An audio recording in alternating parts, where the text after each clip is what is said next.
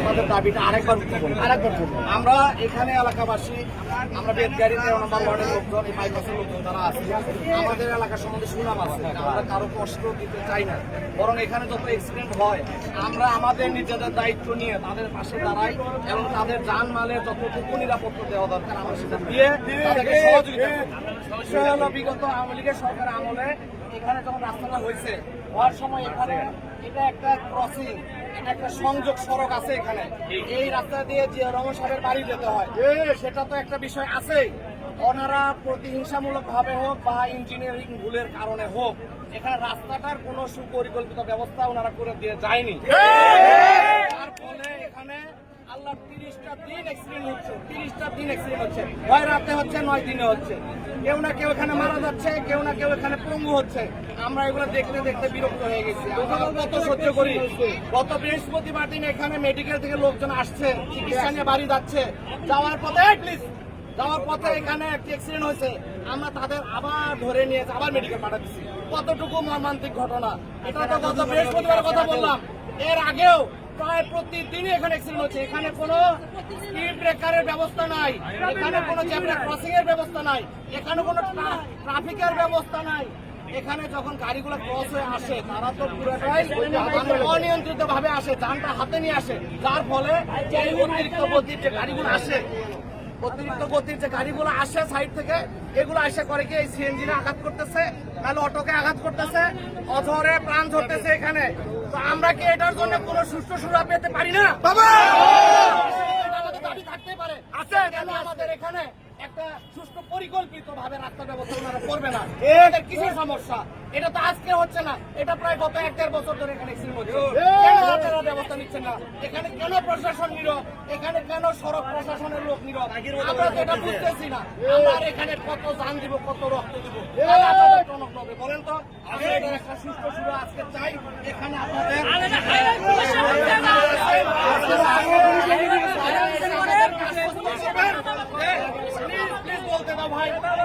এখানে এসে আপনারা আশ্বস্ত করবেন যে এখানে কিভাবে আপনারা গাড়ির গতিরোধক দিবেন, আর কিভাবে আপনারা ফ্লাইওভার দিবেন, নাকি এখানে ফুট ওভার ব্রিজ দিবেন, এটা আপনাদের বিষয়। কিন্তু দ্রুত পদক্ষেপ নিতে হবে এবং দ্রুত এখানে এসে আশ্বস্ত করতে হবে। এখানে একটা ট্রাফিকের ছাতা দেওয়া আছে, এখানে একজন ট্রাফিক বসাই দেন আপনারা, তার সিগন্যাল এখানে চলুক সবাই। আর এখানে যে একটা মসজিদ আছে, আমাদের এত বড় একটা মসজিদ, এলাকার প্রাণের মসজিদ, এই মসজিদ এখন মুসল্লি পার হয় না, শুধু অ্যাক্সিডেন্টের ভয়ে, নজরে, এছাড়া তো মুসল্লি আসেই না, কমে গেছে। আরো বিষয় হলো এর উপরে আবার এই যে আমাদের প্রশাসনিক কিছু লোকজন আছে অতি উৎসাহী, তারা যখন এখানে আসে গাড়ি ঘোড়া ধরে, সিএনজি গুলা ধরে, তখন এখানে আরো জাম হয়। আরো জাম হওয়ার জন্য এই যে আজকে অ্যাক্সিডেন্টটা হলো। আমি প্রশাসনিক ভাইদেরকে বলতে চাই, দয়া করে আপনারা একটু সদয় হন আমাদের উপরে, একটু সদয় হন। আপনারা কেন আমাদের মধ্যে এটা হচ্ছে সরকার পতনের আন্দোলনের একটা পয়েন্ট, উত্তরবঙ্গের গেট, এটা এই গেটকে আপনারা কেন কলঙ্কিত করতেছেন?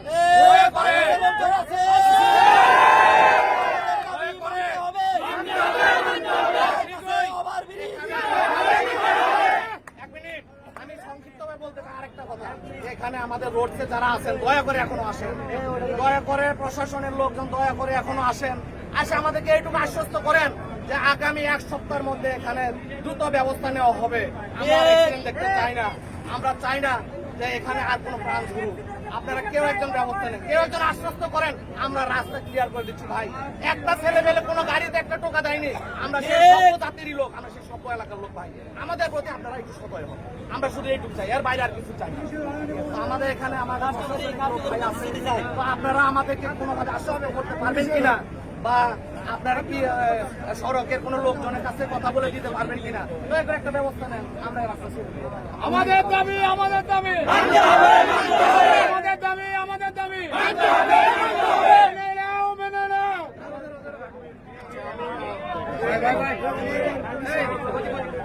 ভাই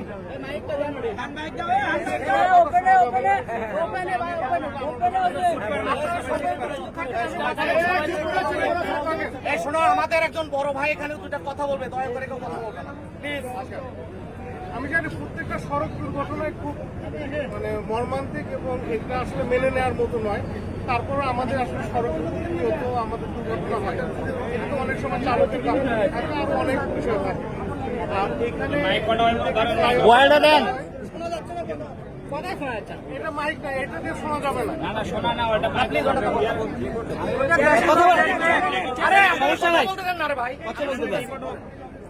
কথা বলতে দেন, কথা বলুন। কোনো ফ্লাইওভার দিতে চায় সেটা হচ্ছে আমাদের হাইওয়ে বিভাগ থেকে যারা তারা দেবে। আমি যেটুকু করতে পারি, আমি আপনাদের এই দাবিটুকু আমি পুলিশ সুপার স্যারের মাধ্যমে আমি জেলা প্রশাসক স্যারের কাছে পৌঁছায় দিব।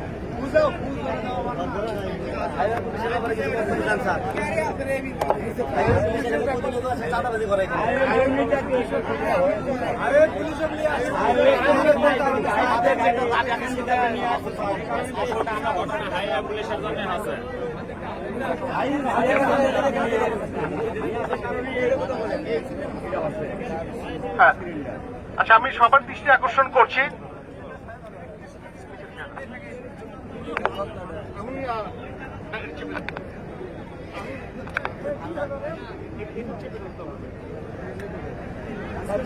আমি সকলের দৃষ্টি আকর্ষণ করছি যে প্রতিটি দুর্ঘটনা, প্রতিটি সড়ক দুর্ঘটনা আসলে মর্মান্তিক দুর্ঘটনা এবং এটি আসলে অনাকাঙ্ক্ষিত। তারপরও আসলে সড়ক দুর্ঘটনা হয়ে যাচ্ছে। হ্যাঁ, এখানে হয়তো আপনাদের যে প্রাণের দাবি, এটা একটা ফ্লাইওভার করা দরকার। তো এই বিষয়টি, হ্যাঁ, এবং ফ্লাইওভার এবং যে আপনাদের যে দাবি, যেটি হচ্ছে স্পিড ব্রেকার দেওয়া দরকার, আমি এই বিষয়টি আমার পুলিশ সুপার স্যারের মাধ্যমে আমি জেলা প্রশাসক স্যারের নিকট আমি উপস্থাপন করব। এবং যিনি বলছেন যে এই ফ্লাইওভার তৈরি করা পর্যন্ত রাস্তা ছাড়া হবে না, আমার মনে হয় এটি আসলে অযৌক্তিক দাবি। এটি অযৌক্তিক দাবি, কারণ একটি ফ্লাইওভার করতে গেলে যেটুকু সময় লাগে সেই সময় আপনি রাস্তা বন্ধ করতে পারবেন না। অলরেডি আপনার এইখান থেকে 2 থেকে 3 কিলোমিটার রোড জ্যাম হয়ে গেছে। সাধারণ মানুষের কষ্টও দেখতে হবে, সাধারণ মানুষের কষ্টটাও দেখতে হবে। আমি এখানে আছি, আপনাদের যে দাবিটুকু আমি আমার পুলিশ সুপার স্যারের মাধ্যমে আমি জেলা প্রশাসক স্যারের নিকট আমি পৌঁছায় দিব এবং আমাদের পক্ষ থেকে যা কিছু করার আমি সবকিছু করব। তবে আপনাদের কাছে আমার একটা দাবি আছে, অনুরোধ বলতে পারেন, যে এখানে শত শত গাড়ির রাস্তায় আটকা পড়ে গেছে। আপনাদের একই সাথে আপনাদের আন্দোলনও চলুক, আপনারা যদি আন্দোলন করেন, রাস্তাটা ছেড়ে দিয়ে আপনাদের যদি কোনো দাবি দেওয়া থাকে আমরা এগুলো পৌঁছায় দেবো। তো আপনাদের কাছে আমার অনুরোধ, আপনারা দয়া করে এখন রাস্তাটা কাইন্ডলি ছেড়ে দিবেন। এই পাশে গিয়ে অবস্থান নেই, আপনাদের যে দাবি যে রাস্তায় দাঁড়িয়ে থেকে যে দিতে হবে তা না, আমরা একটু এই রাস্তার পাশে, এই রাস্তাটা ছেড়ে দিয়ে পাশে গিয়ে জমায়েত হই।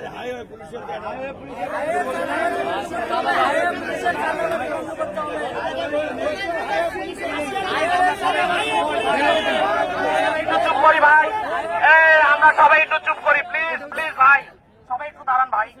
আমাদের কিছু দাবি আছে, যৌক্তিক দাবি, তাই না? আমাদের দাবিটা কিসের জন্য? এই যে গাড়িওয়ালা ভাইদের জন্য, পথচারীদের জন্য, আমাদের এলাকার লোকজনের জন্য, সাধারণ জনগণের জন্য। তো আমাদের কথা বলতে হবে যৌক্তিক ভাবে, আমরা অযৌক্তিক ভাবে বললে হবে না যে আজকে আমার ফ্লাইওভার দেন। ইট ইজ নট পসিবল, এটা জীবনও সম্ভব না এই মুহূর্তে না। হ্যাঁ, এটার জন্য আমাকে আশ্বস্ত করতে হবে এবং দায়িত্ববান একজন অফিসার এসে যদি বলে ঠিক আছে আমরা এটা ব্যবস্থা নিচ্ছি, তো আমরা তখন ছেড়ে দিতে হবে। তো কারণ আমরা তো ফ্লাইওভার করার জন্য তো এখানে অন্তত মাল সামান আনার জন্য তো গাড়ি ঘোড়া চলতে দিতে হবে, তাই না? যাই হোক, বিষয়টা হলো ওরকম না। এখানে আমরা শুধু ফ্লাইওভার না, তো এখানে গতিরোধক দরকার, এখানে প্ল্যানেট ট্রাফিক ব্যবস্থা দরকার, মানে একটা পরিকল্পিত রাস্তার ব্যবস্থা দরকার। তো স্যার আমাদের, উনি কিন্তু একজন দায়িত্ববান স্যার, উনি আমাদের একজন প্রশাসনিক অফিসার। উনি যে সুন্দর করে কথাটা বলছে, আমরা ওনাকে সাদরে গ্রহণ করলাম যে কি উনি এসপি মহোদয়ের মাধ্যমে জেলা প্রশাসক, আমাদের জেলা প্রশাসক উনি খুবই ভালো মানুষ, ওনাকে যদি এই দাবি বলা হয় তো অবশ্যই উনি ব্যবস্থা নেবেন। কিন্তু আমি আমার পক্ষ থেকে একটা কথা বলতে চাই, সবার পক্ষ থেকে, আমার পক্ষ থেকে না, যে আমরা আজকে গাড়ি ছেড়ে দিব, কিন্তু যদি আগামীকাল থেকে শুরু করে অফিস ডের